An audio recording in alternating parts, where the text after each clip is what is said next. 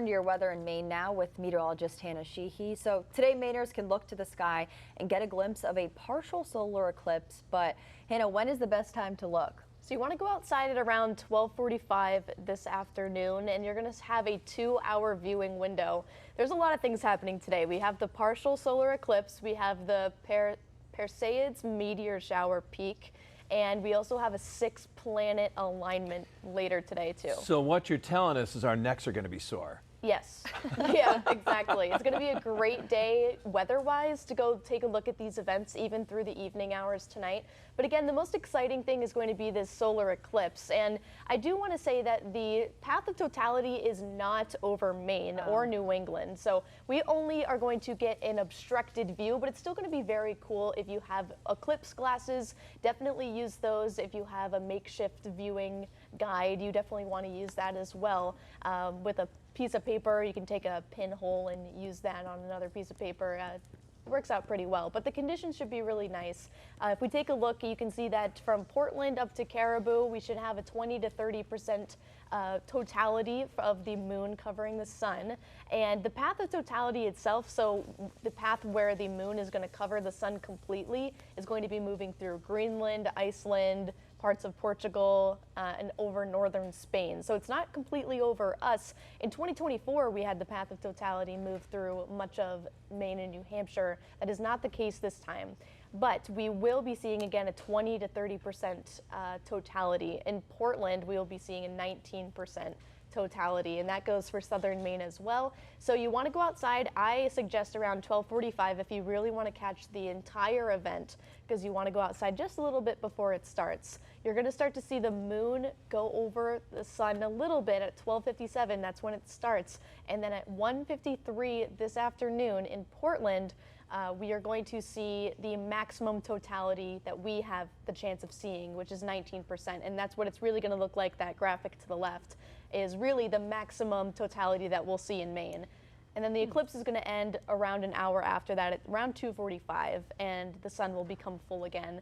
I think it might get I don't think it's going to get too dark here as far as our daylight goes, just because it's not covering more than 50% of the sun.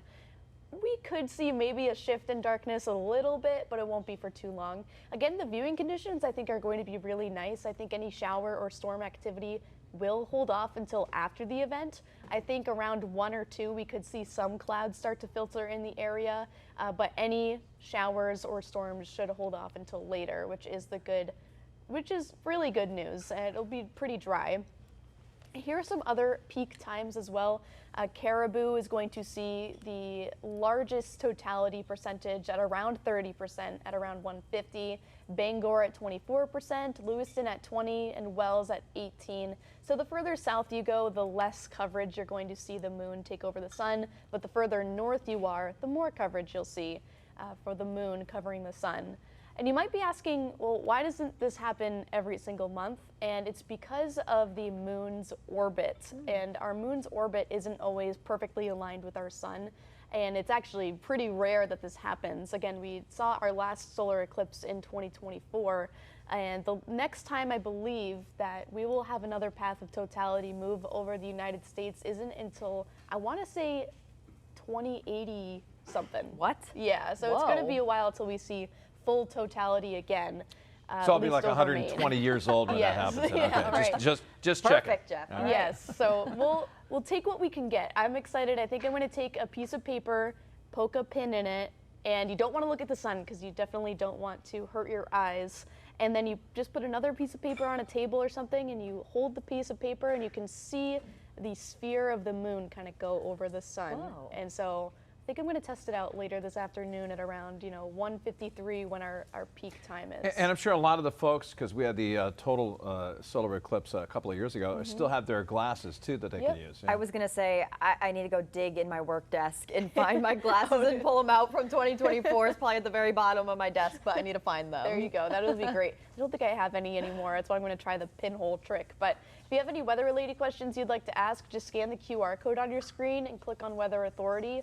There you can leave us a question and you might see them answered on air. Oh man, eclipse, we got the meteor shower, we got the sunshine today with blue sky, we got it all going on. All right, Beautiful. Looking forward to it. Well, after the